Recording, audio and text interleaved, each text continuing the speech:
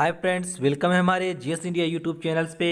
आज हम बात करेंगे यहाँ पर एएनएम का जो एग्ज़ाम्स हुआ था 24 जनवरी 2021 उत्तर प्रदेश के लिए। इसमें हम बात करेंगे, काफ़ी इंपॉर्टेंट क्वेश्चन है, इसमें हम पूरा पेपर सॉल्व करेंगे।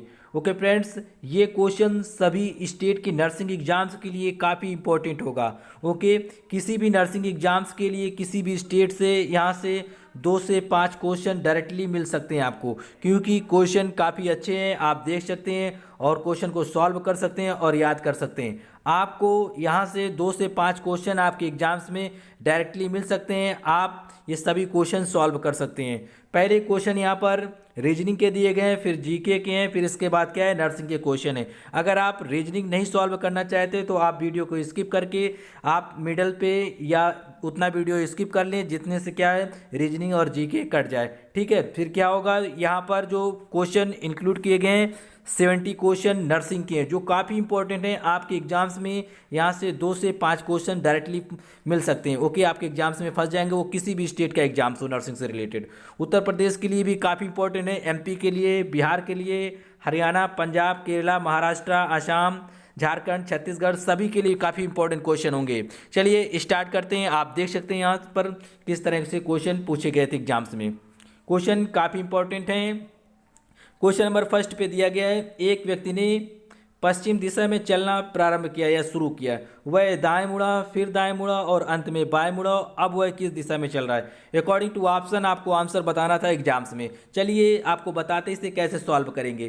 पहली बात आपको पता होना चाहिए, नॉर्थ किधर होता है। नॉर्थ ऊपर होता है, नीचे साउथ होता है, इस तरफ ईस्ट होता है जिसे पूर्व कहा जाता है, इसे वेस्ट कहा जाता है। वेस्ट मतलब पश्चिम होता है। ओके, तो ये डायरेक्शन होती है। जिस तरह जब भी एग्जाम्स में डायरेक्शन के क्वेश्चन आते हैं तो आपको इस तरह सॉल्व करना होगा। ऊपर नॉर्थ होगा, नीचे साउथ होगा, इधर पूर्व होगा मतलब ईस्ट होगा, और इधर क्या होगा, वेस्ट होगा। ओके, आपको इस हिसाब से सॉल्व करना होता है क्वेश्चन को। क्वेश्चन पढ़ लें आप। एक व्यक्ति ने पश्चिम दिशा में चलना प्रारंभ किया। मान लीजिए कोई व्यक्ति यहाँ पर था, उसने क्या किया, पश्चिम दिशा में इधर चलना प्रारंभ किया। आपको बस यहाँ पर डायरेक्शन पे थोड़ी फोकस करना है। पश्चिम हमारा इधर है तो इसलिए हम व्यक्ति को इधर चलाएंगे। ठीक है, पश्चिम की तरफ। ठीक है, एक व्यक्ति ने पश्चिम की दिशा में चलना प्रारंभ किया, वह दाएं मुड़ा। तो आपको अपना दाएं, अपना बाएं, उस व्यक्ति का भी दाएं बाएं होगा। ठीक है, आपको अपने अकॉर्डिंग चलना है। तो आप समझे, जब आप यहाँ पर खड़े होंगे तो आपका दाएं क्या होगा, बाएं क्या होगा। ठीक है, आप क्वेश्चन को सॉल्व करते हैं। तो वो पश्चिम की ओर चलना शुरू किया, फिर क्या, तो वह दाएं मुड़ा, तो इसका मतलब वो इधर गया, ऊपर गया। दाएं मुड़ा, फिर से दाएं मुड़ा। जब वो व्यक्ति इधर इस तरह खड़ा होगा तो उसका दाएं आपका दाएं होगा। ठीक है, तो ये दाएं हो गया उसका, वो दाएं मुड़ा। ठीक है, अंत में क्या होता है, वो बाएं मुड़ जाता है। अंत में जब वो व्यक्ति यहाँ पर खड़ा होगा, इधर पूर्व की ओर मुँह किए, तो उसका जो बाएं होगा ना, लेफ्ट साइड, लेफ्ट ऊपर की ओर जाएगा। तो अब पूछ रहा है क्वेश्चन में वो किस दिशा में चल रहा है। तो अब जाहिर सी बात है, ऊपर हमने क्या बताया था आपको, नॉर्थ होता है। तो मतलब क्या हुआ है, वो कहाँ चल रहा है, नॉर्थ साइड में चल रहा है। राइट आंसर क्या होगा, ऑप्शन ए। उम्मीद है आप क्वेश्चन को समझ गए होंगे। आप ये लिखना चाहें तो लिख सकते हैं। इसी तरह से क्वेश्चन डायरेक्शन के या दिशा वाले सॉल्व किया जाता है। ऊपर नॉर्थ होता है मतलब उत्तर दिशा, नीचे दक्षिण दिशा जिसे साउथ कहा जाता है, और हमारे दाहिने हाथ पे क्या होता है, पूर्व दिशा होती है, और हमारे बाएं हाथ पे, लेफ्ट हैंड पे क्या होगा, पश्चिम दिशा होती है, जिसे हम डब्लू से इंडिकेट करते हैं, मतलब वेस्ट। ओके, उम्मीद है आप समझ गए होंगे। क्वेश्चन का आंसर जो था ऑप्शन ए है, क्या, नॉर्थ। ओके, नेक्स्ट क्वेश्चन पे चलते हैं। क्वेश्चन नंबर हमारा 2, आप पढ़ लें अपनी स्क्रीन पर। अगर सॉल्व करना चाहें तो आप सॉल्व कर सकते हैं और अपना आंसर बता सकते हैं यहाँ से। क्वेश्चन नंबर 2 आपकी स्क्रीन पर, क्वेश्चन नंबर 2 पे दिया गया है, आप पढ़ लें स्क्रीन पर अपनी। तो चलिए क्वेश्चन नंबर हमारा 2 हम सॉल्व करते हैं। क्वेश्चन नंबर 2 पे दिया गया है, पी क्यू आर एस और टी 5 घर हैं। ठीक है, पी क्यू के दाईं ओर है और टी आर के बाईं ओर है। तो आपको बताना है पी के दाईं ओर है, फिर बताना है क्यू एस के दाईं ओर है, तो कौन सा घर सबसे बीच में है, या केंद्र में कौन सा है, मिडिल में कौन सा है। तो चलिए सॉल्व करते हैं हम इसे। क्वेश्चन नंबर 2, क्वेश्चन नंबर 2 पे दिया गया है, और हम ये बात ध्यान रखना, हमारा बायां दायां ही क्यू पी का बायां दायां होगा। ठीक है, तो पी जो है, पी क्यू के दाईं ओर है, तो पी पी ये है, क्यू के दाईं ओर है, तो मतलब क्यू यहाँ पर होगा। ओके, जाहिर सी बात है। तो आपको देखना होगा, आप जिस साइड में बैठे होंगे, जिस दिशा में, आपका बाएं दाएं ही क्यू पी का बाएं दाएं होगा। तो यहाँ पर बताया गया क्यू के दाईं ओर है कौन, पी, तो हमने दाईं ओर कर दिया। और टी आर के बाईं ओर है। तो अब यहाँ पर दूसरा सेंटेंस बनता है टी जो है आर के बाईं ओर है और पी के दाईं ओर है। तो आपको ध्यान देना है टी, टी क्या है, टी पी के दाईं ओर है। क्वेश्चन में पहले आप यहाँ से सॉल्व करेंगे, ठीक है। पी के दाईं ओर कौन है, टी। तो ध्यान दे पी के दाईं ओर टी हमने कर दिया। लेकिन फिर अब फर्स्ट सेंटेंस पे आते हैं। यहाँ पर दिया गया है टी जो है आर के बाईं ओर है, टी आर के बाईं ओर। तो आर हमारा कहाँ पर होगा, यहाँ पर। तो देखिए आप जब मान लो आप यहाँ पर खड़े होंगे तो आपका जो बायां होगा लेफ्ट हैंड वो टी की तरफ होगा। तो ये क्वेश्चन इक्वेशन यहाँ से बन गया। फिर दिया गया यहाँ पर क्यू जो है एस के दाईं ओर है, क्यू जो है एस के दाईं ओर। तो इसका मतलब एस यहाँ पर होगा, तभी तो एस के दाईं ओर ये होगा। हमारा दायां ही एस का दायां होगा।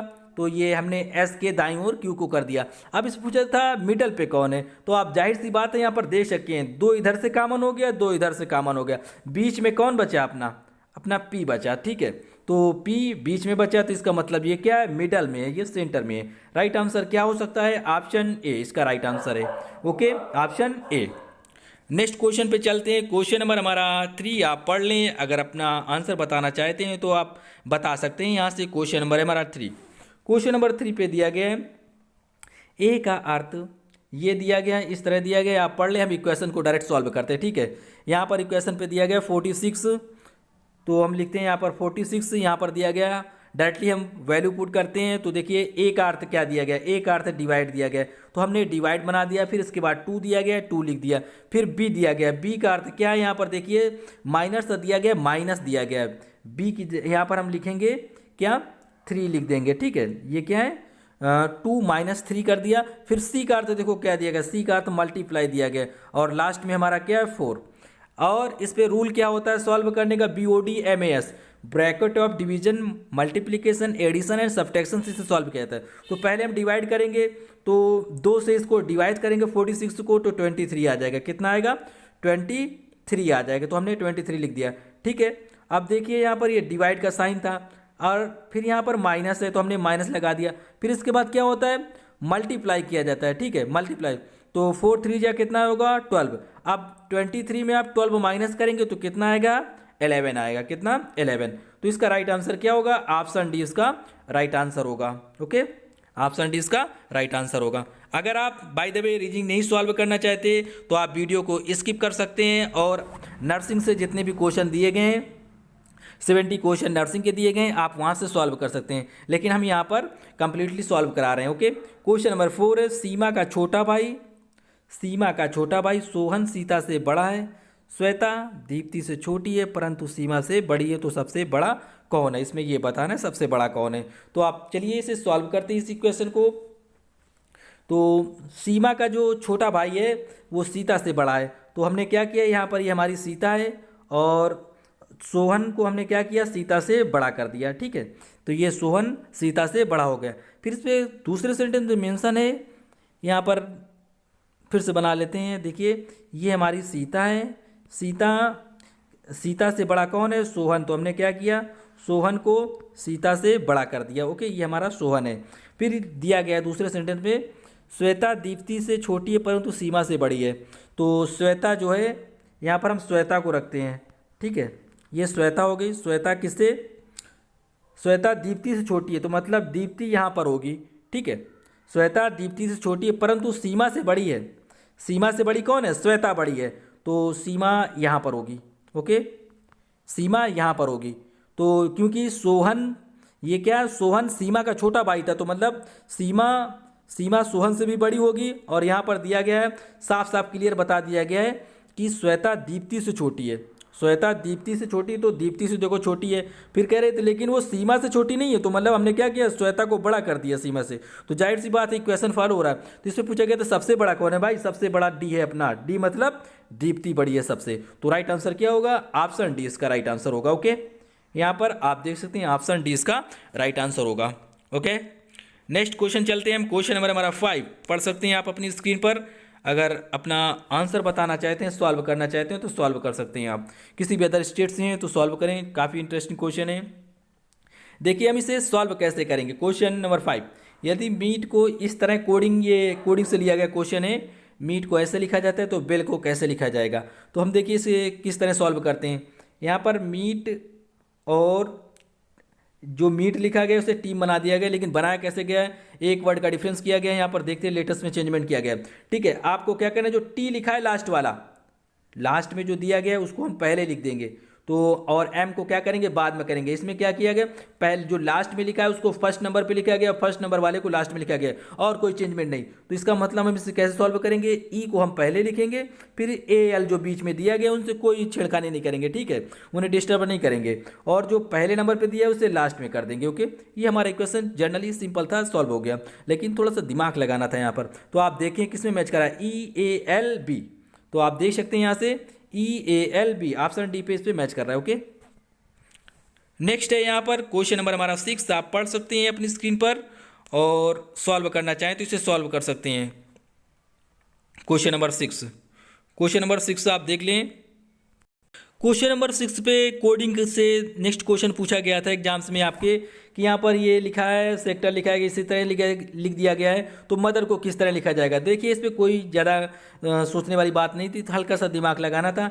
इस पर जो ऐसे ही लिखा गया है ना, तो क्या किया गया, ई को पहले कर दिया गया, एस को बाद में कर दिया गया, जो लास्ट के 4 लेटर उस पर कोई छेड़खानी नहीं की गई, कोई चेंजमेंट नहीं है। तो इस तरह हम इसमें समझेंगे, जो ओ है उसे हम पहले लिखेंगे और एम को बाद में लिखेंगे, जो लास्ट के 4 अक्षर हैं, 4 लेटर, उस पर कोई छेड़खानी नहीं करेंगे, उन्हें जस का तस लिख देंगे। ओके, तो ये लिखा है ओमदर। ठीक है, तो देख लिए O M T H E R किस में मैच कर रहा है। इसी तरह आप इस पर, हमें जब भी सॉल्व करना होता है, जिस तरह पहले कोडिंग की जाती है, जिस तरह पहले नंबर पे सॉल्व किया जाता है, उसी के अकॉर्डिंग हमें दूसरा सॉल्व करना होता है। तो आप यहाँ पर देख सकते हैं सेक्टर पे ई को पहले लिख दिया गया, एस को लास्ट में, बाकी जो 4 लेटर है उस पर कोई छेड़खानी नहीं की गई। उसी तरह हमने इसे सॉल्व कर दिया। हमने क्या किया, ओ को पहले लिख दिया, एम को बाद में, बाकी 4 लेटर जैसे के तैसे रख दिए। तो आप अपना आंसर देख सकते हैं किस में मैच कर रहा है, O M T H E R. तो देखिए O M T H E R D number पे मैच कर रहा है। ओके, ऑप्शन डी इसका राइट आंसर होगा। नेक्स्ट क्वेश्चन है हमारा क्वेश्चन नंबर 7, आप पढ़ लें अपनी स्क्रीन पर। काफ़ी अच्छा क्वेश्चन था, लेकिन इसे हिंदी से नहीं किया जा सकता। इस क्वेश्चन को हिंदी से इसे करना गलत होता है और नहीं किए जाते क्वेश्चन, क्योंकि यहाँ पर अंग्रेजी शब्दकोश के बारे में बात की जाती है, यहाँ पर हिंदी में इसका ट्रांसलेशन है। तो देखें क्वेश्चन नंबर 7, क्वेश्चन नंबर 7 पे दिया गया है कि जो शब्द लिखे गए इन्हें अंग्रेजी के शब्द के अनुसार इन्हें व्यवस्थित करें। जिस तरह अंग्रेजी में letter A B C D Z तक होते हैं, इसी के अकॉर्डिंग हमें क्या करना है, इसे अरेंज करना है। ठीक है, तो आप देखें यहाँ पर हेपेटाइटिस, ये कॉलरा, ये पेप्टिडो ग्लाइकैन लिखा है। इसका मतलब कुछ नहीं होता, पढ़ने से कोई मतलब नहीं होता, इस पर केवल हमें माइंड का यूज करके थोड़ा सॉल्व करना होता है। देखिए हम इसे सॉल्व करते हैं। ये लिखा है सी एच, यहाँ पर भी सी एच। हम देखते हैं ये जो जितना भी ABCD यहाँ तक लिखा है, जितने भी कितनी 4 मीनिंग लिखी, 4 मीनिंग में देखते हैं कि इसमें सबसे पहले कौन आता है। तो एच बाद में आएगा, सी पहले आता है। ठीक है, ABCD का जो क्रम होगा तो सी पहले आएगा, लेकिन देखना इसमें दोनों में सी है, तो आप देखेंगे सी एच तो दोनों में कॉमन हो रहा है। तो इसका मतलब आप देखेंगे तीसरे लेटर को ओ पहले आता है कि आई पहले आता है, तो आप बता सकते हैं कमेंट बॉक्स में।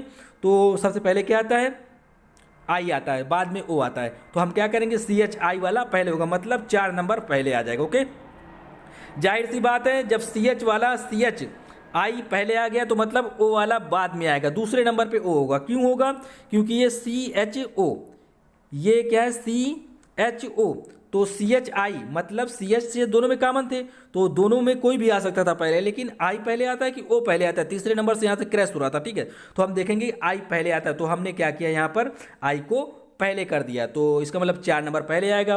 अब ओ बाद में आता है, तो ओ को हमने कर दिया दूसरे नंबर पर। ओके, यहाँ से क्लियर होगा। अब आपको बताना है हेपेटाइटिस लिखा है, ये पी से मीनिंग कोई भी लिखी है, कोई भी मीनिंग हो सकती है, इससे कोई मतलब नहीं हो, तो कोई मीनिंग नहीं समझनी होती। यहाँ पर आपको पढ़ना होता है, आप बताना है आपको एच पहले आता है कि पी, जाहिर सी बात है एच पहले आता है, तो इसका मतलब 1 होगा। लास्ट में क्या आएगा, पी वाला आता है। आपको ABCD देखनी होती है, ए पहले आता है, बी पहले आता है कि सी पहले आता है कि डी पहले आता है, इसी तरह जिस तरह ABCD आपकी लिखी होती है पूरा अल्फाबेट इस तरह। तो एच पहले आता है, पी बाद में आता है, तो हमने 1 कर दिया, लास्ट में 3 कर दिया। आपको देखना है ये 42 13 किस में लिखा, 4 2 1 3। तो देखिए मैच करें भाई, 4 2 1 3 ऑप्शन बी पे मैच कर रहा है। ओके, ऑप्शन बी इसका राइट आंसर होगा। तो नेक्स्ट क्वेश्चन पे चलते हैं। क्वेश्चन नंबर हमारा 8 है, पढ़ लें आप अपनी स्क्रीन पर, अगर आंसर बताना चाहते हो तो बता सकते हैं। यहाँ पर पूछा गया है, अलका को मेहमानों से परिचय कराते हुए राकेश ने कहा, इसके पिता मेरे पिता के एकमात्र पुत्र हैं। अलका राकेश से कैसे संबंधित है, ये ब्लड रिलेशन से लिया गया है, मतलब रक्त संबंध हिंदी में कहते हैं इसे। तो इसमें बताया गया अलका को मेहमानों से परिचय कराते हुए राकेश कह रहा है किसी व्यक्ति से अलका का परिचय करा रहा है मेहमानों से, जो गेस्ट से उनसे परिचय करा रहा है। उनसे कह रहा है इसके पिता, जो अलका के पिता है ना, वो मेरे पिता के एकमात्र पुत्र है। मतलब वो अपना इंट्रोडक्शन दे रहा है, मतलब कि वो अलका के दादा के बारे में बात कर रहा है। और अलका के जो पापा है ना, अलका के पापा हैं, वो अपने पापा के बारे में बात कर रहे हैं। तो यहाँ पर पूछेगा अलका का राकेश से क्या संबंध है। इसका मतलब जाहिर सी बात है यहाँ पर पुत्री का संबंध है, ऑप्शन ए। अगर आपको समझ में ना आया हो तो इसे नेक्स्ट वीडियो में हम कवर करेंगे जब भी आपको रीजनिंग पढ़ाएंगे। ओके, तो यहाँ पर ध्यान दें, ऑप्शन ए इसका राइट आंसर होगा, पुत्री। ओके, क्वेश्चन को 2-3 बार पढ़ेंगे तब आपको अच्छे से समझ में आएगा, उससे आप नहीं समझ सकते। से क्वेश्चन नंबर है यहाँ पर हमारा 9 था, ये जीके का क्वेश्चन है। अर्जुन पुरस्कार निम्न क्षेत्र में दिया जाता है, किस में दिया जाता है? ऑप्शन सी इसका राइट आंसर होगा यहाँ पर। Outstanding performance in the sport, खेल में उत्कृष्ट प्रदर्शन के लिए अर्जुन पुरस्कार दिया जाता है। और जो कोच को दिया जाता है, मतलब प्रशिक्षण के क्षेत्र में दिया जाता है, वो द्रोणाचार्य पुरस्कार होता है। ध्यान दें क्वेश्चन पे, अर्जुन पुरस्कार किस में दिया जाता है? खेल के उत्कृष्ट प्रदर्शन में, जो अच्छा प्रदर्शन करते हैं खिलाड़ी उसको दिया जाता है। ठीक है, एक होता है पुरस्कार इसी मिलता जुलता है, द्रोणाचार्य पुरस्कार। इंटेलिजेंस ब्यूरो में पूछा गया था क्वेश्चन कि द्रोणाचार्य पुरस्कार किस में दिया जाता है, और पुलिस में भी पूछा गया क्वेश्चन है, तो वो दिया जाता है खेल के प्रशिक्षण के क्षेत्र में दिया जाता है। ओके, क्वेश्चन नंबर हमारा 10। अब थोड़ा स्पीड में चलेंगे, अगर अपना आंसर बताना चाहते हैं तो आप बता सकते हैं, और क्वेश्चन का लेवल देख सकते हैं किस तरह एग्जाम्स में क्वेश्चन पूछे जाते हैं। साहित्य में नोबेल पुरस्कार पाने वाले पहले भारतीय थे, कौन थे भाई? पहले भारतीय, ऑप्शन सी राइट आंसर होगा, रविन्द्रनाथ टैगोर थे। ये सभी क्वेश्चन हमने करवाए थे पिछले इसके एग्जाम्स आने से पहले। ओके, जीके सेशन में। क्वेश्चन नंबर हमारा 11 पढ़ लें आप अपनी स्क्रीन पर, अपना आंसर बताना चाहते हो तो बता सकते हैं। निम्नलिखित में से कौन सा रोग जीवाणु से नहीं होता है? तो कौन सा रोग नहीं होता? ऑप्शन सी इसका राइट आंसर होगा, मलेरिया जीवाणु के द्वारा नहीं होता, बाकी सभी जीवाणु के द्वारा होते हैं। तो मलेरिया किसके द्वारा होते हैं? प्रोटोजोआ के द्वारा होता है, परजीवी के द्वारा। ओके, प्लाज्मोडियम परजीवी के द्वारा। नेक्स्ट क्वेश्चन है, क्वेश्चन नंबर हमारा 12 है, आप पढ़ सकते हैं अपनी स्क्रीन पर। क्वेश्चन नंबर 12 पे पूछा गया है, प्रसिद्ध दिलवाड़ा मंदिर किस जगह स्थित है? ये माउंट आबू राजस्थान में स्थित है, ऑप्शन ए इसका राइट आंसर होगा। ओके, नेक्स्ट क्वेश्चन पे चलते हैं हम। क्वेश्चन नंबर हमारा 13, आप पढ़े अपनी स्क्रीन पर, अपना आंसर बता जल्दी से। BC राय पुरस्कार को निम्न क्षेत्र में दिया जाता है, किस क्षेत्र में दिया जाता है? ये दिया जाता है, ऑप्शन सी होगा राइट आंसर, आयुर्विज्ञान क्षेत्र में दिया जाता है। मतलब मेडिसिन को आयुर्विज्ञान कहा जाता है। ठीक है, तो मेडिसिन के क्षेत्र में BC राय पुरस्कार दिया जाता है। नेक्स्ट क्वेश्चन है हमारा, क्वेश्चन नंबर हमारा 14, पढ़ लिया आप अपनी स्क्रीन पर, अपना आंसर बताना चाहें तो बता सकते हैं। हीराकुंड बांध किस नदी पर स्थित है? ये कहाँ पर स्थित है? बताएं आंसर अपना। राइट आंसर है ऑप्शन सी, महानदी उड़ीसा में स्थित है। कहाँ है हीराकुंड बांध? उड़ीसा में, महानदी पर। ऑप्शन सी इसका राइट आंसर होगा। ओके, नेक्स्ट क्वेश्चन है यहाँ पर 15 नंबर, क्वेश्चन नंबर 15 पढ़ें, अपना आंसर बताएं। भौगोलिक क्षेत्र की दृष्टि से निम्नलिखित में कौन सा देश भारत में सबसे बड़ा, मतलब भारत से नहीं बड़ा है? अकॉर्डिंग टू ऑप्शन आपको आंसर बताना था, भारत से जो बड़ा नहीं उसको बताना था। ऑस्ट्रेलिया बड़ा है, ब्राज़ील भी बड़ा है, काफ़ी बड़ा है, कनाडा भी बड़ा है। तो इसमें जो राइट आंसर होगा ऑप्शन डी, ये भारत से बड़ा नहीं है, बाकी सभी देश भारत से बड़े हैं। ओके, एरिया के हिसाब से बात कर रहे हैं यहाँ पर। क्वेश्चन नंबर हमारा 16, ये सभी क्वेश्चन हमारे द्वारा करवाए गए थे। क्वेश्चन नंबर 16, वनस्पति विज्ञान के जनक कौन है? कौन है? राइट आंसर होगा ऑप्शन सी, थियोफ्रस्टेटस हैं। ओके, नेक्स्ट क्वेश्चन पे चलते हैं हम। क्वेश्चन नंबर हमारा 17 पढ़ लें आप जल्दी से। निम्नलिखित में से कौन सी भौतिक विज्ञान शाखा परमाणु नाभिक के अध्ययन से संबंधित है? तो इंग्लिश में अगर पढ़ना चाहें, which of the following branch of the physics deal with the study of the atomic nuclear? तो राइट आंसर होगा ऑप्शन सी, भौतिक, ये लिखा है परमाणु भौतिकी। कौन से? परमाणु भौतिकी होगा, सॉरी यहाँ पर देख लें, ऑप्शन ए इसका नाभिकीय भौतिकी है। सॉरी, क्या होगा आंसर इसका? नाभिकीय भौतिकी है। ओके, न्यूक्लियर फिजिक्स, क्योंकि यहाँ पर बात किया गया नाभिक के बारे में, तो ये नाभिकीय भौतिकी होगा। ओके, यहाँ पर ध्यान दें, न्यूक्लियर के बारे में बात किया गया, न्यूक्लियर के बारे में बात करेंगे तो नाभिकीय होगा। ओके, जब फिजिकली बात करेंगे एटम के बारे में ओनली, तब क्या होगा? परमाणु होगा, परमाणु भौतिकी। ओके, यहाँ पर लेकिन बात किया गया था न्यूक्लियर के बारे में, तो कौन सा होगा? नाभिकीय भौतिकी होगा। Okay, right answer option A होगा। नेक्स्ट क्वेश्चन है यहाँ पर, क्वेश्चन नंबर हमारा 18 पढ़ें जल्दी से, अपना आंसर बताएं। क्वेश्चन नंबर 18 पे दिया गया, निम्नलिखित में से किसे महात्मा गांधी द्वारा लिखा गया था? विच ऑफ द फॉलोइंग, ये जो बुक थी महात्मा गांधी द्वारा लिखी गई थी? राइट आंसर होगा ऑप्शन बी, हिंद स्वराज पुस्तक जो बुक है ये महात्मा गांधी के द्वारा लिखी गई थी, 1909 में लिखी गई थी, 1909 में लिखी गई थी। ओके, नेक्स्ट क्वेश्चन पे चलते हैं हम। क्वेश्चन नंबर हमारा 19, क्वेश्चन नंबर 19 आप पढ़ लें। यहाँ पर दिया थॉमस कप और उबेर कप निम्न से प्रतिष्ठित ट्रॉफियाँ, या मतलब ये समझ सकते हैं किस क्षेत्र में दी जाती हैं? ऑप्शन ए इसका राइट आंसर होगा, ये बैडमिंटन में दी जाती हैं। किस में? बैडमिंटन में। नेक्स्ट क्वेश्चन है, क्वेश्चन पढ़ें, ये लिखा है भारत की सुनीता लकड़ा ने संन्यास की घोषणा की, वह किस खेल से संबंधित हैं? वो किस खेल से संबंधित हैं? राइट आंसर है हॉकी से संबंधित है। ऑप्शन डी इसका राइट आंसर होगा। ओके, अब हम थोड़ा स्पीड में चलेंगे क्योंकि वीडियो काफ़ी बड़ा हो जाएगा, क्योंकि काफ़ी सारे क्वेश्चन है। क्वेश्चन नंबर 21, दिग्गज फुटबॉलर डिएगो अरमांडो माराडोना जिनका निधन हो चुका है, वे किस देश के लिए खेलते थे? तो इसका जो राइट आंसर होगा ऑप्शन बी इसका राइट आंसर होगा, अर्जेंटीना के लिए खेलते थे। आप इंग्लिश में क्वेश्चन पढ़ सकते हैं, हम दोनों लैंग्वेज में पढ़ेंगे तो काफ़ी बड़ा वीडियो हो जाएगा, तो आप इंग्लिश में भी पढ़ सकते हैं क्वेश्चन को। क्वेश्चन नंबर हमारा 22, कोई किसी भी क्वेश्चन में अगर आपको प्रॉब्लम हो रही तो बेहिचक आप कमेंट करें, हम उससे टाइम मिलते ही रिप्लाई करेंगे। ओके, और आपको राइट आंसर बताएंगे, डाउट आपका क्लियर करेंगे। क्वेश्चन नंबर 22, किस भारतीय राज्य में सबसे अधिक नर्सिंग कॉलेज हैं? इसका जो राइट आंसर है ऑप्शन डी, कर्नाटका में सबसे ज़्यादा नर्सिंग कॉलेज हैं। ओके, नेक्स्ट क्वेश्चन है हमारा 23। क्वेश्चन नंबर 23 पे मेंशन है किस निकाय में मेडिकल काउंसिल ऑफ इंडिया का स्थान लिया है? मतलब किस निकाय ने, which body has replaced medical council of India? ये सभी क्वेश्चन हमने करवाए थे 24 जनवरी के आने से पहले। मोस्टली अब देखना आप, लगभग हमने जो नर्सिंग में क्वेश्चन आए थे 60 से 80% क्वेश्चन हमारे चैनल से आए होंगे, ठीक है, क्योंकि मोस्टली जितने भी क्वेश्चन थे, अभी की बात नहीं करें, 24 जनवरी के पहले का भी वीडियो देख लेना, मोस्टली 70 to 80%। ये गलती आपकी हो सकती है कि आप डिटेल नहीं समझ के जाते, ठीक है, वरना कोई भी क्वेश्चन आपसे छूटता नहीं एग्जाम्स में। क्वेश्चन नंबर ये जो 23 है, इसका जो राइट आंसर है ऑप्शन सी इसका राइट आंसर है। मैंने बताया था राष्ट्रीय चिकित्सा आयोग ने इसका स्थान ले लिया, नेशनल मेडिकल कमीशन है। ये सितंबर में चेंज किया गया था, 20 सितंबर में। पिछली वीडियो में हमने काफ़ी अच्छे डिटेल्स से कवर किया था एग्जाम्स के पहले भी। क्वेश्चन ये 24 मैराथन क्लास में कवर किया था, विश्व हृदय दिवस कब मनाया जाता है? ये 29 सितंबर को मनाया जाता है। राइट आंसर होगा option D. Okay, right answer क्या होगा? Option D. नेक्स्ट क्वेश्चन पे चलते हैं, क्वेश्चन नंबर 25। क्वेश्चन 25 पढ़ लें आप जल्दी से, अपना आंसर बता सकते हैं। क्वेश्चन नंबर 25 काफ़ी ज़्यादा चर्चा में था। ये आरोग्य सेतु कौन सा मोबाइल ऐप एप्लीकेशन जो 13 दिनों में 50 मिलियन डाउनलोड तक पहुंचने वाला दुनिया का सबसे तेज ऐप बन गया था? इसका जो राइट आंसर था option B, Aarogya Setu app काफ़ी तेज मात्रा में इसे तेज़ी से डाउनलोड किया जा रहा था, क्योंकि क्या होता है, कोरोना के बारे में जानकारी प्रोवाइड करा रहा था कि कहाँ पर कौन से मरीज पाए गए हैं, रेड अलर्ट एरिया के बारे में बताता था। ओके, क्वेश्चन हमारा 26, किस मंत्रालय द्वारा ई गवर्नेंस प्लेटफॉर्म सामर्थ्य का प्रारंभ किया गया है? तो किसके द्वारा किया गया है? राइट आंसर है option A, human resource development, मानव संसाधन विकास मंत्रालय के द्वारा ई गवर्नेंस प्लेटफॉर्म का शुभारंभ किया गया था। ऑप्शन ए इसका राइट आंसर है।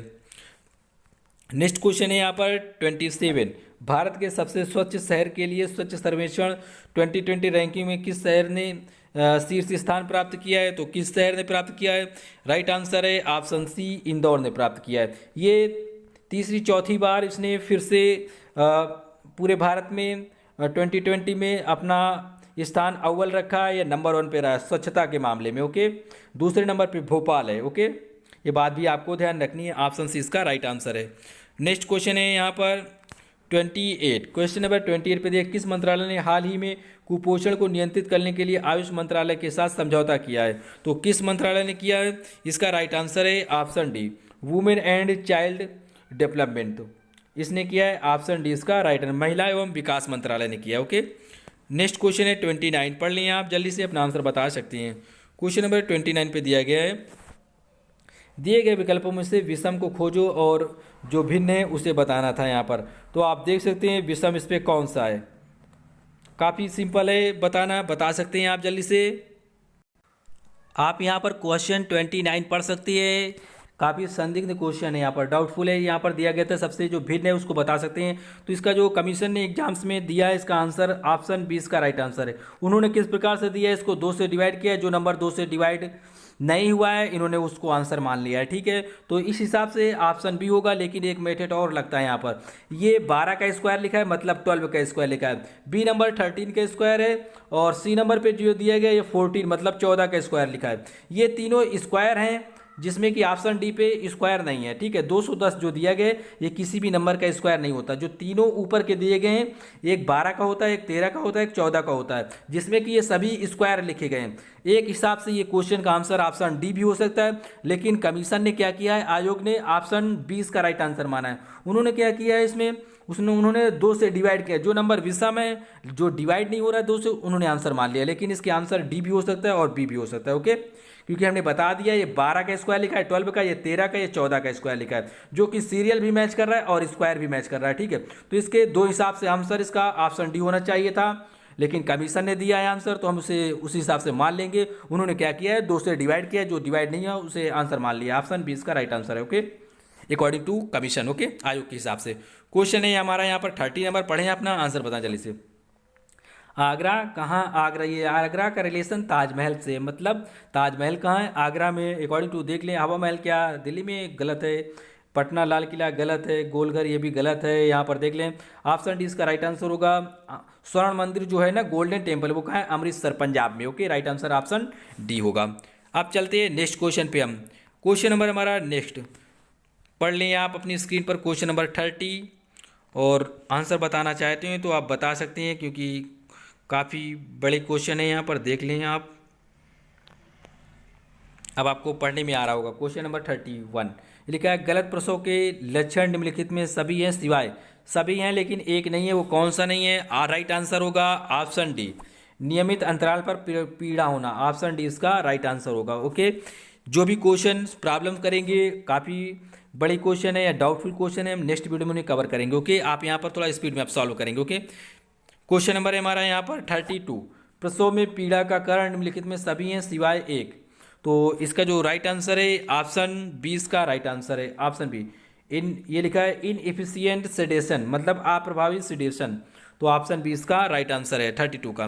नेक्स्ट क्वेश्चन पे चलते हैं हम। क्वेश्चन हमारा 33, पढ़ लें आप, अगर आंसर बताना चाहें तो देख सकते हैं, अपना बता सकते हैं। प्रसव के दौरान गर्भाशय ग्रीवा के गायब होने को क्या कहा जाता है। तो क्या कहा जाता है, राइट आंसर है ऑप्शन सी, ये लिखा है ऑप्शन सी पे इफेसमेंट कहा जाता है, ऑप्शन सी।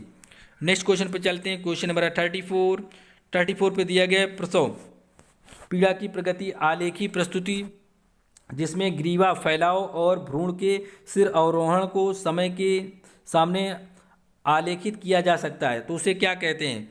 पिछले वीडियो में बताया था, इसमें ऑप्शन बी इसका राइट आंसर होगा, पार्टोग्राफ कहा जाता है। क्या, पार्टोग्राफ में ये सभी जानकारी प्राप्त हो जाती है। ओके, नेक्स्ट क्वेश्चन है यहाँ पर 35, पढ़ लें आप। प्रसव पीड़ा के सक्रिय चरण के दौरान सिर द्वारा ये लिखा है प्रसूत किया जाता है, तो बताएं इसका राइट आंसर क्या होगा। ऑप्शन बी इसका राइट आंसर होगा, एक्सटेंशन होता है। क्या, एक्सटेंशन। प्रसव पीड़ा के सक्रिय चरण के दौरान सिर द्वारा जो उसे प्रसूत किया है, डिलीवर्ड किया जाता है, तो उसे क्या कहा जाता है, एक्सटेंशन कहा जाता है। ऑप्शन बी इसका राइट आंसर होगा। नेक्स्ट क्वेश्चन है, क्वेश्चन नंबर हमारा है 36, प्रसव की अनुमानित तिथि की गणना की जाती है, मतलब किसका उपयोग करके की जाती है। राइट आंसर होगा ऑप्शन बी, ये लिखा है यहाँ पर नेजल्स का नियम लगाया जाता है। ओके, ऑप्शन बी नेजल्स का नियम। नेक्स्ट क्वेश्चन है 37, मतली और उल्टी जो आमतौर पर गर्भावस्था के 4 से 6 सप्ताह के आसपास शुरू होती है, उसे क्या कहा जाता है। काफ़ी सिंपल था क्वेश्चन। राइट आंसर है यहाँ पर आप देख सकते हैं ऑप्शन बी, मॉर्निंग सिकनेस कहा जाता है। क्या, मॉर्निंग सिकनेस। ऑप्शन बी इसका राइट आंसर है। ओके, क्वेश्चन है यहाँ पर 38, पढ़ लें आप। माता द्वारा महसूस की जाती भ्रूण की प्रथम हलचल को क्या कहा जाता है। काफ़ी सिंपल सा क्वेश्चन था। ऑप्शन बी इसका राइट आंसर है, क्विकनिंग कहा जाता है। ओके, नेक्स्ट क्वेश्चन पे चलते हैं हम। क्वेश्चन है हमारा 39, क्वेश्चन नंबर 39, गर्भाशय में भ्रूण की हृदय गति की सामान्य औसत सीमा कितनी होती है। भ्रूण गति के बारे में बात की गई है। ऑप्शन जो इसका राइट आंसर है ऑप्शन सी, यहाँ पर आप देख सकते हैं 120 से 160। ये हमारा पॉइंट टू पॉइंट एग्जैक्ट हमारा क्वेश्चन फोटो कॉपी की तरह है, समझे, क्योंकि हमने यही बताया था आपको 120 से 160 और 110 से 160। हमने कहा था 60 लास्ट होगा, 110 भी हो सकता है, 120 भी हो सकता है। ठीक है, उसी तरह दिया गया इन्होंने, अकॉर्डिंग टू मी। ओके, जैसा मैंने दिया था उसी तरह इन्होंने भी बताया है।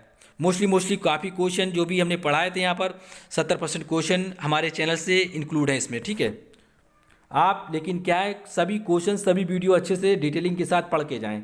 ओके, आप केवल ऑप्शन टू आंसर पढ़ लेंगे, इतने से कुछ काम नहीं होने वाला। ओके, काफ़ी डिटेल्स, क्योंकि काफ़ी कन्फ्यूजन वाले भी क्वेश्चन पूछे जाते हैं आपसे, जो हम क्या है डिटेल्स में कवर करते हैं। यहाँ पर देख लें क्वेश्चन नंबर 40 नंबर पे, एक महिला जिसने एक बार एक भ्रूण को जन्म दिया जो जीवन क्षमता के चरण तक पहुँच गई है, तो उसे क्या कहा जाता है। ये भी हमने सभी क्वेश्चन करवाए थे। राइट आंसर होगा ऑप्शन डी, प्राइमीपेरा कहा जाता है। क्या? प्राइमी पारा कहा जाता है। मल्टी पारा, नल्ली पारा, ये सभी हमने समझाए हैं। क्वेश्चन है 41। प्रारंभिक गर्भावस्था में निर्देशित किए जाते हैं पोषण सप्लीमेंट हैं, तो क्या होगा? प्रारंभिक अवस्था में गर्भावस्था की बात कर रहा है। राइट आंसर है ऑप्शन डी। क्या? Folic acid. इससे कई प्रॉब्लम्स नहीं होती, इससे न्यूरल ट्यूब डिफेक्ट नहीं होता और एनीमिया की भी कमी नहीं होती। तो ये लिखा है प्रारंभिक गर्भावस्था में निर्देशित किए जा सकते सप्लीमेंट जो पोषण होते हैं वो कौन से होते हैं? फॉलिक एसिड होते हैं। ओके, नेक्स्ट क्वेश्चन है क्वेश्चन नंबर 42, पढ़ लें आप। ये लिखा है लुकिया लुब्रा का रंग कैसा होता है? सभी हमने बताए थे डिटेल्स में काफ़ी, कितने प्रकार होते हैं और होता है। ओके, यहाँ पर आप देख लें रेड कलर का होता है। ऑप्शन बी इसका राइट आंसर है। नेक्स्ट क्वेश्चन है 43 पे लिखा है प्रसव के बाद कितने सप्ताह को प्रसवोत्तर काल कहा जाता है? तो प्रसवोत्तर काल कितने सप्ताह के बाद को कहा जाता है? राइट आंसर है option B 6 weeks. Okay, next question पे चलते हैं। क्वेश्चन नंबर है 44, पढ़ लें आप जल्दी से। प्रसव के बाद 24 से 48 घंटे के दौरान स्तन से स्रावित होने वाले पतले सीरम द्रव को क्या कहा जाता है? जो स्तन से निपल से स्रावित होता है, ब्रेस्ट से। तो काफ़ी सिंपल था क्वेश्चन, का आंसर बता सकते थे आप। ऑप्शन सी इसका राइट आंसर है कोलेस्ट्रम। ओके, नेक्स्ट क्वेश्चन है यहाँ पर 45 पे दिया गया है। इंग्लिश में पढ़ लें क्वेश्चन अच्छे से। Which of the following medicine can be use for the suppression of the lactation? तो कौन सी मेडिसिन यूज की जाती है? राइट आंसर है ऑप्शन सी। देख ले यहाँ पर ऑप्शन सी ये लिखा है सप्रेशन ऑफ लैक्टेशन के लिए यूज है केबरगोलिन टैबलेट। ओके, ऑप्शन सी इसका राइट आंसर है। नेक्स्ट क्वेश्चन है यहाँ पर 46, पढ़ लें आप। खाट में माता के साथ बच्चे को रखना क्या कहा जाता है? Keeping the baby with the mother in the coat is called, क्या कहा जाता है? काफ़ी सिंपल था, ये रूमिंग इन कहा जाता है। क्या? रूमिंग इन कहा जाता है। बच्चे को साथ में माँ के साथ रखना रूमिंग इन कहलाता है। ऑप्शन सी इसका राइट आंसर है। नेक्स्ट क्वेश्चन है हमारा 47 पे दिया गया मिकोनियम अभिरंजित लिकर में एम्नियोटिक द्रव का रंग कैसा होता है? ये हमने कई बार क्वेश्चन बताया है। इसका क्या हो जाता है? राइट आंसर थोड़ा ये हरे रंग का हो जाता है। ऑप्शन ए इसका राइट आंसर होगा। ओके, नेक्स्ट क्वेश्चन है यहाँ पर क्वेश्चन नंबर 48, प्रसव के तीसरे चरण के सक्रिय प्रबंधन के घटकों में शामिल है सिवाय सभी शामिल है, केवल एक नहीं शामिल। कौन सा नहीं शामिल? देख लें यहाँ पर आंसर है ऑप्शन डी, रूमिंग इन नहीं शामिल। प्रसव के तीसरे चरण के सक्रिय प्रबंधन के मैनेजमेंट के रूप में थर्ड स्टेज में कौन सा नहीं शामिल? बाकी 3 शामिल है, एक नहीं शामिल है। ओके, ये 3 ऊपर वाले शामिल हैं। ऑप्शन डी इसका राइट आंसर होगा। नेक्स्ट क्वेश्चन है यहाँ पर 49 आप पढ़ लें क्वेश्चन अपनी स्क्रीन पर। 49 पे दिया गया प्रसव पीड़ा के दौरान निम्नलिखित में से किस तरीके से ऑक्सीटोसिन इंजेक्शन को अंतःशिरा रूप से प्रशासित किया जाना चाहिए? तो इसका राइट आंसर क्या होगा? आप देख लें अपनी स्क्रीन पर। राइट आंसर है option B, intravenous infusion. Option B इसका राइट आंसर होगा। ओके, ऑप्शन बी इसका राइट आंसर है। नेक्स्ट क्वेश्चन पे चलते हैं। क्वेश्चन है हमारा 50 नंबर पे क्वेश्चन, आप पढ़ लें अपनी स्क्रीन पर। यदि शिशु के प्रसव के 30 मिनट के भीतर नाल को प्रसूत नहीं किया जाता तो उसे क्या कहा जाता है? काफ़ी अच्छा क्वेश्चन है। ऑप्शन सी इसका राइट आंसर होगा, रिटेन्ड प्लेसेंटा कहा जाता है। क्या? ऑप्शन सी इसका राइट आंसर है। नेक्स्ट क्वेश्चन है हमारा 51, पढ़ लें आप जल्दी से। यदि प्रसव के 30 मिनट के भीतर नाल को प्रस्तुत नहीं किया जाता तो इसे निम्न द्वारा हटाया जा सकता है। तो किसके द्वारा हटाया जा सकता है? आप देख लें। राइट आंसर है ऑप्शन बी, मैनुअल मेथड के द्वारा, मतलब हाथ के द्वारा इसे मैनुअल मेथड के द्वारा हटाया जा सकता है। क्वेश्चन को आप पढ़ सकते हैं दोबारा। नेक्स्ट क्वेश्चन है यहाँ पर 52, क्वेश्चन नंबर 52 पे लिखा है ईपीजीओ, ये लिखा है ईपीसीओटॉमी को निम्न के दौरान किया जाता है। कब किया जाता है भाई? स्टेज दी गई है। राइट आंसर होगा ऑप्शन सी, सेकेंड स्टेज के दौरान किया जाता है। ये लिखा है इपिजियोटॉमी जो किया जाता है ये प्रसव की दूसरी अवस्था में किया जाता है, सेकेंड चरण में। ओके, नेक्स्ट क्वेश्चन है यहाँ पर 53, भारत में नवजात शिशु का सामान्य वजन कितना होता है? इसका जो राइट आंसर है अप्रोप्रिएट ऑप्शन बी इसका राइट आंसर है 2.5 किलो से 3.5 किलो के बीच में। Okay, 2.5 to 3.5 kg। ये क्वेश्चन सभी स्टेट नर्सिंग के लिए काफ़ी इंपॉर्टेंट है। आपको यहाँ से डायरेक्ट कुछ क्वेश्चन मिल जाएंगे आपके एग्जाम्स में। ओके, तो इसलिए कोई भी क्वेश्चन को इग्नोर ना करें, आप ये सभी क्वेश्चन पढ़ लें तो आपके लिए फ़ायदेमंद होगा। ओके, और काफ़ी अच्छे लेवल के क्वेश्चन है। इम्यूनिटी को पहुँचने से और शिशु को सुस्त रखने से नवजात में से हीट लॉस रोका जाता है, क्योंकि पहले आधे घंटे में हीट लॉस काफ़ी हद तक इम्यूनिटिक द्रोह के यहाँ पर कारण हो जाता है। मतलब यहाँ पर फिल करना था किसके कारण हो जाता है। ओके, तो राइट आंसर है ऑप्शन सी, इवापोरेशन या वाष्पीकरण का है। जो क्वेश्चन समझ में ना आए आपको तो कम से कम क्वेश्चन टू आंसर उतना ही याद कर लें तो काफ़ी अच्छा होगा आपके लिए। ओके, क्वेश्चन है यहाँ पर 55, क्वेश्चन नंबर 55 पे दिया गया है, आप पढ़ सकते हैं अपनी स्क्रीन पर।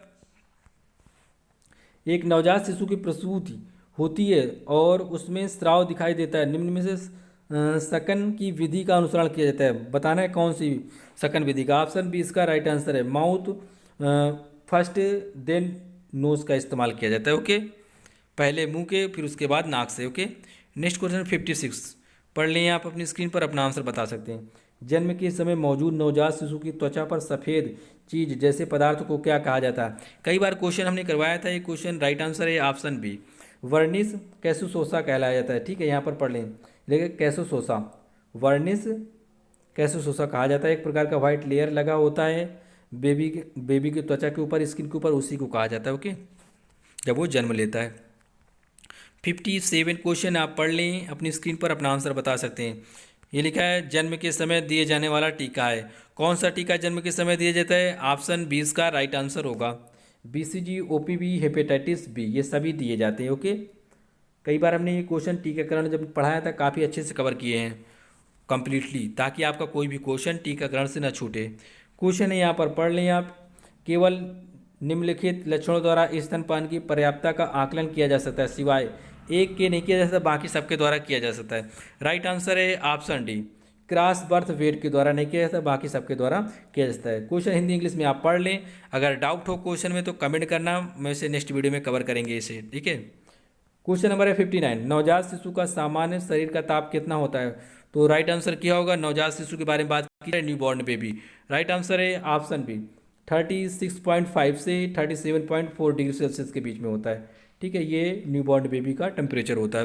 क्वेश्चन 60 है यहाँ पर, आप पढ़ सकते हैं अपनी स्क्रीन पर। क्वेश्चन नंबर 60 लिखा है, नवजात पुनर्जीवन की तैयारी करते समय बैग और मास्क को निम्नलिखित सभी के लिए जांचना चाहिए, सिवाय एक के नहीं जांचना चाहिए, बाकी सभी के सभी जांचना चाहिए। राइट आंसर है ऑप्शन डी, ये लिखा है सक्शन कैथेटर नहीं जांचना चाहिए, बाकी सभी कुछ जांच लेना चाहिए नवजात पुनर्जीवन की तैयारी के समय। ओके, बैग और मास्क को जांच लेना चाहिए, बाकी और जो चीज़ें दी गई हैं सभी जांचना चाहिए, सिवाय इसके ऑप्शन डी के, सक्शन कैथेटर नहीं जांचना चाहिए। ओके, नेक्स्ट क्वेश्चन यहाँ पर 61 पढ़ सकती हैं आप अपनी स्क्रीन पर। ये लिखा है, प्रसव पूर्व नवजात एक शिशु जो जन्म लेता है, तो आप बता सकते हैं preterm newborn is a baby born at. Preterm के बारे में बात किया है, कई बार हमने बताया। राइट आंसर है ऑप्शन ए, 37 सप्ताह के जो पहले लेता है जन्म उसे न्यूबॉर्न का मतलब प्री टर्म कहा जाता है। क्या, पूर्व नवजात कहा जाता है। पोस्ट टर्म कहा कब कहा जाता है, जब 42 सप्ताह के बाद जन्म लेता है। ये दोनों क्वेश्चन बहुत पूछे जाते हैं एग्जाम्स में। काफ़ी बड़ा वीडियो हो जाएगा, इसलिए आप जल्दी से थोड़ा अपना आंसर बताना चाहें तो बता सकते हैं। 62 नवजात शिशु में जन्म के समय एक या दोनों प्रसरण में उत्पत्ति की विफलता को क्या कहा जाता है। तो राइट आंसर होगा ऑप्शन सी, इसका क्या कहा जाता है। ये लिखा है क्रिप्टो रेचिडिम्स कहा जाता है। क्या, क्रिप्टो रेचिडिम्स कहा जाता है। इसे इसी तरह याद कर ले, काफ़ी अच्छा होगा आपके लिए। क्वेश्चन है यहाँ पर 63, ये लिखा है इपिनेफ्रिन की उपलब्ध संख्या है कितनी है भाई, the available strength of the epinephrine is. तो राइट आंसर है ऑप्शन सी, यहाँ पर this is 1:1000, 1:1000। Okay, next question है यहाँ पर 64 पे दिया गया है, आप पढ़ सकते हैं अपनी स्क्रीन पर। जन्म के 5 मिनट बाद, ये लिखा है अपगार के लिए एक नवजात शिशु का मूल्यांकन किया जाता है। स्कोर 8 है, क्या दर्शाता है। कई बार हमने बताया 7 के ऊपर जो भी होता है वो क्या दर्शाता है, बहुत अच्छे से हमने समझाया था आपको। और इसके नीचे जो होगा वो क्या दर्शाता है। यहाँ पर दिया गया ऑप्शन ए, नो डिप्रेशन, मतलब चिंता की कोई बात नहीं है, उसका हेल्थ काफ़ी अच्छा है। ठीक है, 7 के ऊपर जितना भी होता है बहुत अच्छा माना जाता है। डिप्रेशन का मतलब होता है आपको उदास होने की कोई ज़रूरत नहीं है। स्कोर क्या है, काफ़ी अच्छा है। डिप्रेस का मतलब होता है आपको किसी प्रकार की चिंता करने की कोई बात नहीं, ठीक है। 8 स्कोर काफ़ी अच्छा माना जाता है। अगर 6, 5, 5 और 6 होता है अबगार स्कोर ना, इसे मीडियम माना जाता है। अगर 5 के नीचे पहुंच जाता है ना, तब ये डिप्रेस की बात होती है। ओके, माइल्ड डिप्रेस कहेंगे 5, 5 के नीचे है, 4 में 2, 3, 3 होता है मोस्टली, तो उसे कहते हैं कि हाँ ये डिप्रेशन में, ओके, डिप्रेस्ड है, मतलब चिंता करने की बात है या उसको एक्स्ट्रा मेडिसिन या केयर की ज़रूरत होती है। ओके, नेक्स्ट क्वेश्चन है 65। नवजात शिशु के जीवन के पहले दिन में मिर्गी के संभावित कारण सभी हैं सिवाय, मिर्गी के लिए 3 कारण दिए गए हैं, 3 सही हैं, 1 नहीं है। वो कौन सा नहीं है? राइट आंसर है option B, okay, tetanus. Okay, next question है, यहाँ पर पढ़ लें आप 66। 66 पे दिया गया क्वेश्चन देखें आप अपनी स्क्रीन पर। प्राथमिक चिकित्सा प्रदान करते समय निम्नलिखित सभी व्यक्तियों को खाने व पीने के लिए कुछ प्रदान ना करें सिवाय, सिवाय एक चीज़ केवल दे सकते हैं, बाकी और नहीं दे सकते। राइट, मतलब एक चीज़ के लिए नहीं दे सकते, बाकी सभी के लिए। क्वेश्चन आप पढ़ लें दोबारा अच्छे से। यहाँ पर प्राथमिक चिकित्सा प्रदान करते समय निम्नलिखित में सभी व्यक्तियों को खाने पीने के लिए कुछ प्रदान ना करें सिवाय एक के, मतलब एक को दे सकते हैं, बाकी सभी को नहीं दे सकते। तो राइट आंसर है ऑप्शन डी, दस्त और बुखार जिसकी वजह से निर्जलीकरण हुआ है, इसको केवल इसके सिवाय बाकी सभी क्या हैं, सभी को खाने पीने के लिए कुछ भी प्रदान ना करें, इसको दे सकते हैं, बाकी सभी को नहीं दे सकते। ओके, नेक्स्ट क्वेश्चन है यहाँ पर 67। 67 आप पढ़ लें अपनी स्क्रीन पर जल्दी से। जब पीड़ित 8 वर्ष का लड़का है तो सीपीआर प्रदान करने के लिए उपयुक्त विधि है, तो कौन सी उपयुक्त विधि है? According to option, right answer है option C, one hand technique, एक हाथ की तकनीकी, ठीक है। नेक्स्ट क्वेश्चन है 68, पढ़ें आप जल्दी से, अपना आंसर बता सकते हैं आप। यानी एक व्यक्ति के लिए सीपीआर प्रदान करने के लिए संपीड़न वेंटिलेशन का अनुपात होता है, कितना होता है आप देख सकते हैं। राइट आंसर है ऑप्शन डी, 30:2, मतलब 30:2। ऑप्शन डी इसका राइट आंसर है। नेक्स्ट क्वेश्चन है क्वेश्चन नंबर 69। शरीर के सभी भागों में रक्त पंप करने में हृदय को क्या मदद करता है? तो देख सकते हैं राइट आंसर होगा ऑप्शन बी, कंट्रैक्शन, संकुचन। संकुचन क्या होता है? हृदय को जब ये क्या होता है, ये जब बाहर को हो जाएगा तो रिलैक्सेशन कहेंगे, जब ये अपने आप को छोटा कर ले इसे संकुचन कहते हैं, ठीक है। ये ब्लड पंपिंग में काफ़ी हेल्पफुल होता है, ठीक है। नेक्स्ट क्वेश्चन है 70 नंबर, ये लिखा है एक अंग जो अपशिष्ट पदार्थों को शरीर के विभिन्न हिस्सों से गुर्दों तक पहुंचाता है, तो वो कौन सा होता है? राइट आंसर है ऑप्शन सी, ब्लड। ये ब्लड के माध्यम से ऐसा होता है। ओके, एक अंग जो अपशिष्ट पदार्थों को शरीर के विभिन्न अंगों से गुर्दों तक पहुंचाता है, मतलब वो सभी ब्लड क्या होता है, जो अशुद्ध ब्लड होता है उसको क्या होता है यहाँ किडनी तक पहुंचाता है, ठीक है। ये पूछा गया क्वेश्चन पे, और ये होता किसके माध्यम से? सॉरी, ये होता है ब्लड के माध्यम से। ऑप्शन सी इसका राइट आंसर है। नेक्स्ट क्वेश्चन है यहाँ पर 71। शरीर की सभी संवेदनाओं के लिए जिम्मेदार तंत्र को कहा जाता है, जो शरीर की सभी संवेदनाओं के लिए जिम्मेदार है? तो राइट आंसर, सेंसेशन के लिए जो जिम्मेदार होता है नर्वस सिस्टम होता है, तंत्रिका तंत्र जिसे हिंदी में कहा जाता है, ऑप्शन सी। ओके, काफ़ी सिंपल था क्वेश्चन। यहाँ पर देख लें आप 72। 72 पे दिया गया मानव शरीर को कौन आकार और सहारा प्रदान करता है? तो काफ़ी सिंपल है क्वेश्चन, अगर सिंपल लेकिन थोड़ा हल्का सा दिमाग लगाते तो बता देते आंसर। ऑप्शन बी इसका राइट आंसर है। अस्थि, मतलब कंकाल जो होता है ना, हड्डियां हमारी, यही तो बॉडी को क्या करती हैं, आकार प्रदान करती हैं ना, सहारा देती हैं, आकार प्रदान करती हैं, सपोर्ट देती हैं, शेप बताती हैं। ओके, नेक्स्ट क्वेश्चन है यहाँ पर 73, पढ़ लें आप। मानव शरीर का सबसे बड़ा संवेदक अंग है, कौन सा अंग सबसे संवेदक है, संवेदनशील, सेंसिबल है मतलब? राइट आंसर है ऑप्शन सी, त्वचा। अकॉर्डिंग टू ऑप्शन क्या है, ये सबसे ज़्यादा संवेदनशील होती है। अगर आपकी स्किन पर एक कोई चींटी भी बैठ जाए तो आपको क्या होता है, आपको आभास हो जाता है, पता चल जाता है, इसको कहते हैं सेंसिबल होती है, बहुत ज़्यादा सेंस होता है, ठीक है। ये हमारा क्या एक प्रकार का सेंस आर्गन है। क्वेश्चन आपको बताना है कमेंट बॉक्स में, सेंस आर्गन कितने होते हैं ह्यूमन बॉडी में? Okay, how many sense organs found in human body? Okay, comment box में आपको बताना है। नेक्स्ट क्वेश्चन है कोविड-19 संक्रमण के प्रसार को रोकने के लिए स्वास्थ्यकर उपाय है, तो क्या उपाय है? राइट आंसर ऑप्शन सी, आपको पता था काफ़ी एडवर्टाइज चल रहा था इसका, 20 मिनट तक लगातार आप हाथ धोते रहें, सभी संक्रमण से आप बच सकते हैं। ठीक है, हाथ धोना ना भूलें। जब तक दवाई नहीं तब तक कोई ढिलाई नहीं। ओके, 2 गज दूरी, मास्क है जरूरी। इसमें जो भी सेंटेंस बोले जाते हैं एटलीस्ट इनमें आपको ध्यान देना चाहिए। ठीक है, तो क्या है, हाथ धोने के बारे में काफ़ी चर्चा हो रही थी, 20 सेकेंड के बारे में। तो राइट आंसर है ऑप्शन सी। नेक्स्ट क्वेश्चन है यहाँ पर 75। यहाँ पर पूछा गया था दाई का अंतर्राष्ट्रीय दिवस निम्न में मनाया जाता है, मिडवाइफ डे कब मनाया जाता है। ऑप्शन ए इसका राइट आंसर होगा, 5 मई को मिडवाइफ दिवस मनाया। लेकिन इंटरनेशनल नर्स डे कब मनाया जाता है, वो 12 मई को मनाया जाता है। कब, 12 मई को इंटरनेशनल नर्स डे मनाया जाता है। यहाँ पर इंटरनेशनल मिडवाइफ डे, स्पेलिंग पे फोकस करें, दाई कहा जाता है हिंदी में। राइट आंसर है ऑप्शन ए, 5 मई को दाई दिवस, और अंतर्राष्ट्रीय जो नर्स डे मनाया जाता है वो 12 मई को मनाया जाता है। ओके, नेक्स्ट क्वेश्चन है यहाँ पर 76 पे दिया गया, बेहोश रोगी के लिए मुंह से अतिरिक्त स्राव को हटाने की पद्धति है, कौन सी है। तो राइट आंसर है ऑप्शन ए, सक्शन। क्या है, बेहोश रोगी के लिए मुंह से अतिरिक्त स्राव को हटाने, मतलब जो लिक्विड होता है उसको हटाने के लिए जो मतलब सही मेथड है वो कौन सा है, ऑप्शन ए, सक्शन पढ़ा जाता है इसे, ऑप्शन ए। क्वेश्चन आप पढ़ लें अच्छे से, और ये क्वेश्चन काफ़ी इंपॉर्टेंट है सभी राज्यों के लिए। कुछ क्वेश्चन आपके एग्जाम्स में डायरेक्ट यहाँ से मिल सकते हैं, और नहीं भी इसी से रिलेटेड मिल जाएंगे। चिंता विकारग्रस्त व्यक्ति में सभी निम्नलिखित लक्षण होंगे सिवाय तीन तीन लक्षण होंगे, एक नहीं होगा, वो कौन सा नहीं होगा आपको बताना है कमेंट बॉक्स में। राइट आंसर है ऑप्शन सी, इंक्रीज स्लीप। ये नहीं है, बाकी सभी हैं। ओके, चिंता विकार के ग्रस्त से जो लक्षण होते हैं, ऑप्शन सी नहीं है, बाकी सभी हैं। ओके, नेक्स्ट क्वेश्चन है 78 आप पढ़ लें अपनी स्क्रीन पर। आंसर बताना चाहें तो बता सकते हैं। एक अवस्था जिसमें व्यक्ति की मजबूत भावनाएं होती हैं और अनियंत्रित तरीके से व्यवहार करता है, उसे क्या कहा जाता है। क्या कहा जाता है भाई, राइट आंसर है ऑप्शन बी, हिस्टीरिया कहा जाता है।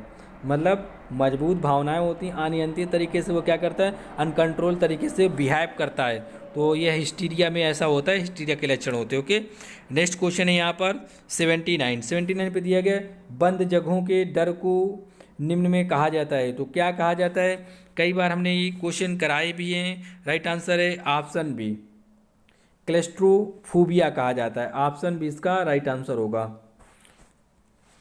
फोबिया वाले चैप्टर में बहुत अच्छे डिटेल से मैंने सारे कवर किए थे। ओके, क्वेश्चन नंबर 80, हिस्टीरिया के संकेतों और लक्षणों में निम्नलिखित शामिल है सिवाय एक। देखो फिर पूछ लिया गया उसी तरह से क्वेश्चन रिलेटेड है। राइट आंसर है ऑप्शन डी, ये लिखा है appropriate thinking and decision making, उचित विचार एवं निर्णय लेना। ये नहीं शामिल हिस्टीरिया के लक्षणों में, संकेतों में, बाकी सभी शामिल है। चिंता, बेहोशी, जप्ती जैसी ये हलचलन, एनजाइटी और fainting, seizure like the moments. Okay, option D इसका नहीं शामिल है हिस्टीरिया के लक्षण में, बाकी सभी शामिल है। ओके, नेक्स्ट क्वेश्चन है यहाँ पर 81।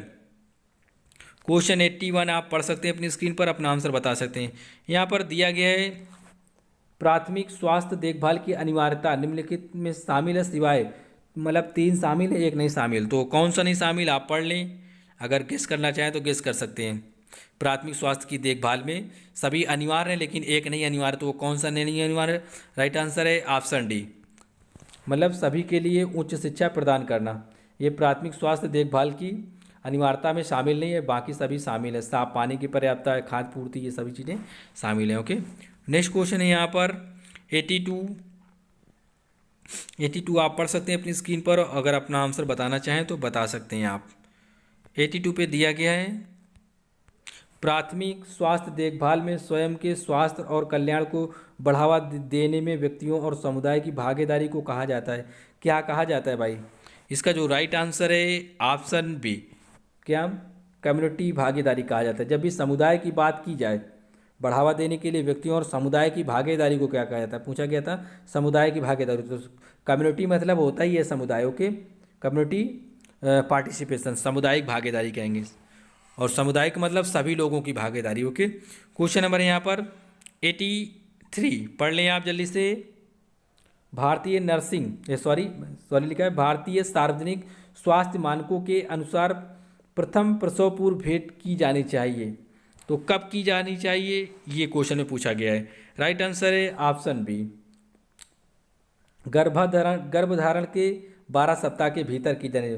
भारतीय सार्वजनिक स्वास्थ्य जो केंद्र होता है मानकों के अनुसार जो प्रथम प्रसव पूर्व भेंट की जानी चाहिए, कब की जानी चाहिए? 12 सप्ताह के अंदर कर लीजिए, with in the 12 weeks of the gestation. Okay, next question है 84, पढ़ सकते हैं आप और आंसर बताना चाहें तो बता सकते हैं।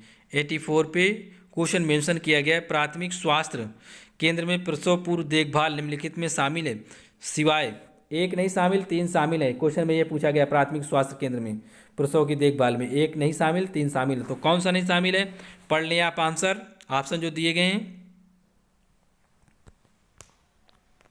इसका जो राइट आंसर है ऑप्शन डी, ये नहीं शामिल है। जोखिम, ये लिखा उच्च जोखिम भरा प्रसव का संचालन, बाकी सभी शामिल। Okay, conducting the high risk delivery. Okay, next question है यहाँ पर 85 आप पढ़ लें, जल्दी से आंसर बताना चाहें तो बता सकते हैं आप। ये लिखा है परिभाषिक शब्द जल्दी स्तनपान कराने की शुरुआत का अर्थ है।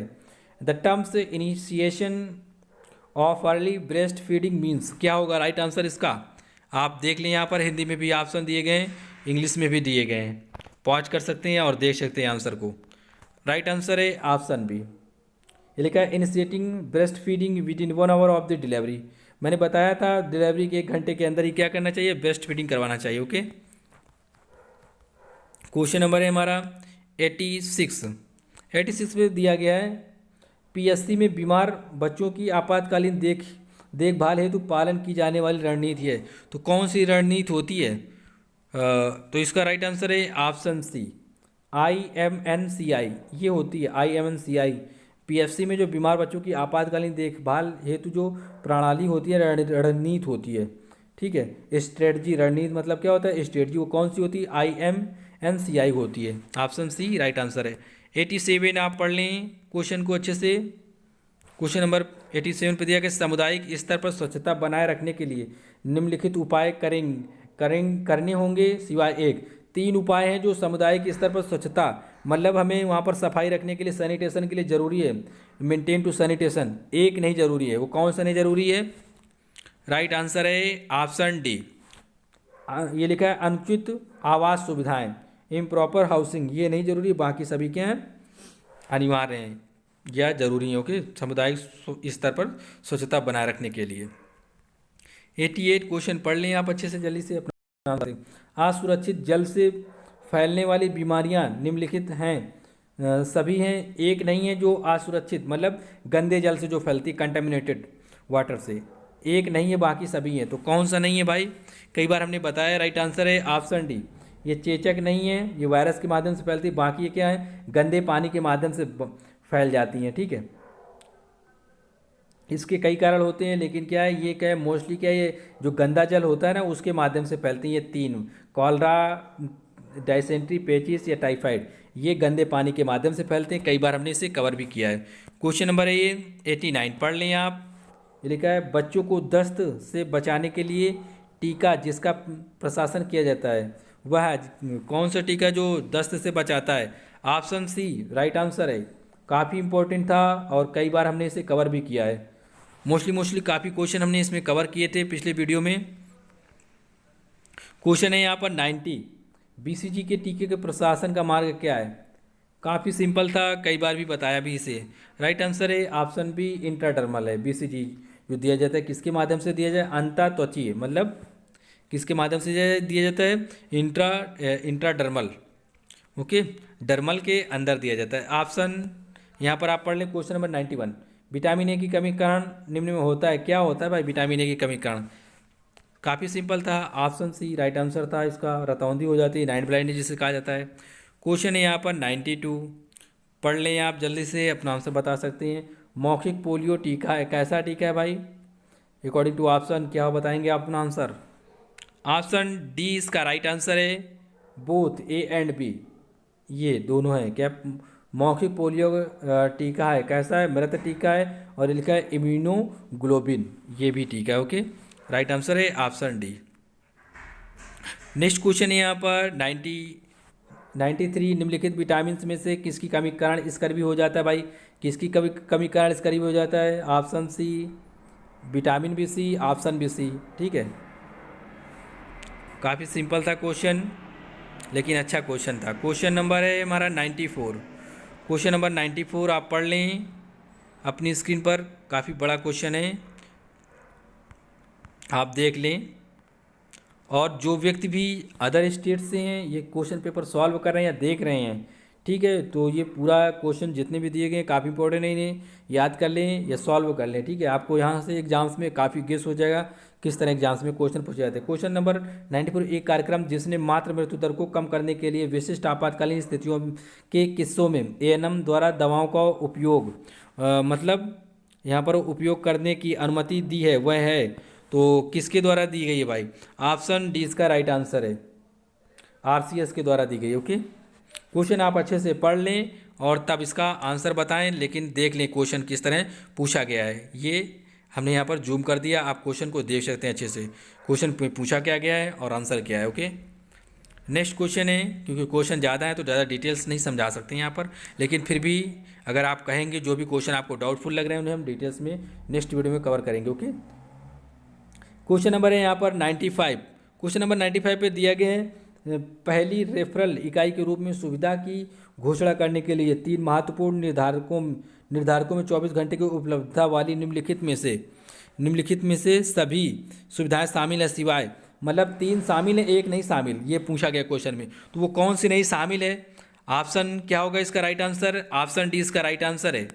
ओके, ये लिखा है इम्यूनाइजेशन फैसिलिटी, टीकाकरण सुविधा नहीं शामिल, बाकी सभी शामिल है। क्वेश्चन आप अच्छे से पढ़ लें, ये तीनों शामिल है, ऑप्शन डी नहीं शामिल, इम्यूनाइजेशन फैसिलिटी मतलब टीकाकरण सुविधा। नेक्स्ट क्वेश्चन है 96। 96 पे मेंशन है, आप पढ़ लें। ये लिखा है शय्याग्रस्त रोगी को भोजन प्रदान करते समय रोगी की स्थिति करने की आदर्श स्थिति है, मतलब किस तरह उसे पोजीशन दी जानी चाहिए, कौन सी पोजीशन उसको अच्छी होगी या सुटेबल्स होगी उसके लिए। क्वेश्चन इंग्लिश में पढ़ें तभी कंफर्म होगा अच्छे से। यहाँ पर पूछा गया था while providing the food to the bed right and patient the ideal position to the patient has to be kept is, तो इसका राइट आंसर होगा, आप देख लें, ऑप्शन सी फाउलर पोजीशन। क्या होगा फाउलर पोजीशन? इस तरह की पोजीशन फाउलर पोजीशन होती है। ओके, लेकिन फाउलर पोजीशन देखो एक इस तरह का होता है 90 डिग्री पे भी होता है, फिर क्या होता है 45 डिग्री पे होता है, ये हाफ फाउलर पोजीशन होता है। ओके, इस तरह आप समझ सकते हैं। क्वेश्चन नंबर है 97।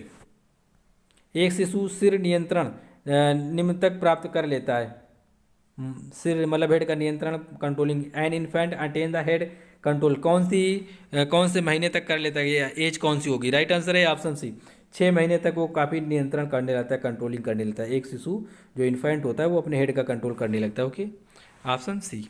नेक्स्ट क्वेश्चन है यहाँ पर 98 पे दिया गया है, अच्छा क्वेश्चन है, ये लिखा हेपेटाइटिस सी के संचरण का तरीका है, बताइए भाई किसके माध्यम से ये फैल जाता है? The mode of the transmission of the hepatitis C is, C के बारे में बताया गया है, तो राइट आंसर क्या होगा इसका? ऑप्शन सी राइट आंसर है, कंटामिनेटेड ब्लड। ट्रांसफ्यूजन जब किया जाता है ना ट्रांसमिशन ब्लड का, तब ये हेपेटाइटिस बी होने के ज़्यादा चांस होते हैं, कंटामिनेटेड ब्लड मतलब दूषित ब्लड। क्वेश्चन नंबर है 99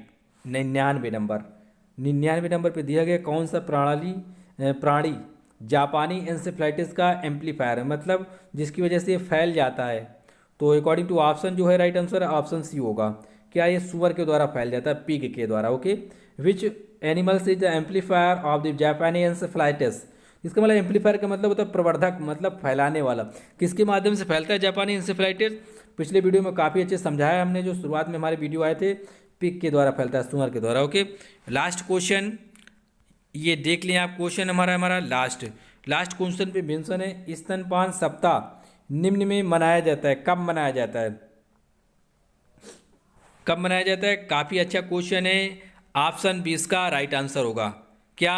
ऑप्शन बी, अगस्त का प्रथम सप्ताह। ओके, अगस्त का प्रथम सप्ताह इसका राइट आंसर होगा, option B, first week of August. ये सभी क्वेश्चन काफ़ी इंपॉर्टेंट थे, जो भी अदर स्टेट से हैं, यूपी से नहीं हैं, उनके लिए भी, जिनके एग्जाम्स हाल ही में होने वाले हैं, काफ़ी इंपॉर्टेंट है। ये क्वेश्चन जरूर पढ़ के जाएं, याद करके जाएं, ताकि आपको काफ़ी गेस रहेगा एग्जाम्स में, ठीक है, कि किस तरह से क्वेश्चन पूछे जाते हैं। हो सकता है आपको यहाँ से क्वेश्चन मिल जाएं, ओके, आपके एग्जाम्स में। अगर आप चैनल पे नए इसे सब्सक्राइब कर सकते हैं, लाइक कर सकते हैं, वीडियो को शेयर कर सकते हैं और सभी क्वेश्चन इतना ना करें फिर भी आप ज़रूर पढ़ लें। ओके, फिर भी आप क्वेश्चन जरूर पढ़ लें क्योंकि क्वेश्चन काफ़ी इंपॉर्टेंट है। अगर चैनल पे नए सब्सक्राइब करें क्योंकि हम डेली एक टेस्ट सीरीज अपलोड करते हैं जो आपके एग्जाम्स के लिए काफ़ी बेहतर होती हैं और काफ़ी नॉलेजेबल होती हैं। और हमारा दूसरा चैनल से आ चुका है, जो लोग जीके पढ़ना चाहते हैं, करंट अफेयर पढ़ना चाहते हैं, ठीक है, डिस्क्रिप्शन बॉक्स में हम उसका लिंक दे देंगे। हम वहाँ पर डेली आपको एक करंट अफेयर और जीके जनरल नॉलेज से संबंधित काफ़ी अच्छे जीरो लेवल से हीरो लेवल का तैयारी कराएंगे। ओके, तो आपको ध्यान रखना है, उस चैनल को सब्सक्राइब कर लेना ताकि आप उससे अपडेट रहें और अच्छे लेवल से आपके एग्जाम्स को उस पर काफ़ी अच्छी तरह से कवर किया जाएगा। जो भी आपका 30 नंबर का जीके करंट अफेयर आएगा वहीं से आपका जनरली मोस्टली कवर हो जाएगा, ठीक है। जितने भी मोस्टली इस वीडियो में क्वेश्चन पूछे गए थे जीके के, इसके बहुत पहले हमने कुछ क्वेश्चन करवाए थे जीके के, मोस्टली वहीं से कोई क्वेश्चन फंस गए। ओके, और हमारा फोकस रहेगा नर्सिंग के लिए काफ़ी जो भी जीके आएगा वो हम करवा देंगे, कंप्लीट कराएं। डिस्क्रिप्शन बॉक्स में आपको हम उस चैनल का लिंक दे देंगे। मोस्टली सभी लोग जाएं, थोड़ी हेल्प करें और चैनल पे सब्सक्राइब करें, इसे भी और उससे भी चैनल्स को, ताकि दोनों चैनल्स आपके लिए काफ़ी अच्छा हेल्पफुल होंगे। और जीके करंट अफेयर उस चैनल से फंस जाएगी, नर्सिंग आपका इससे। ओके, कहीं आपको भड़कने की कोई ज़रूरत नहीं, काफ़ी अच्छा अनुभव है हमें इस फील्ड में, तो आप ज़रूर चैनल को सब्सक्राइब करें। Okay, thanks for watching friends.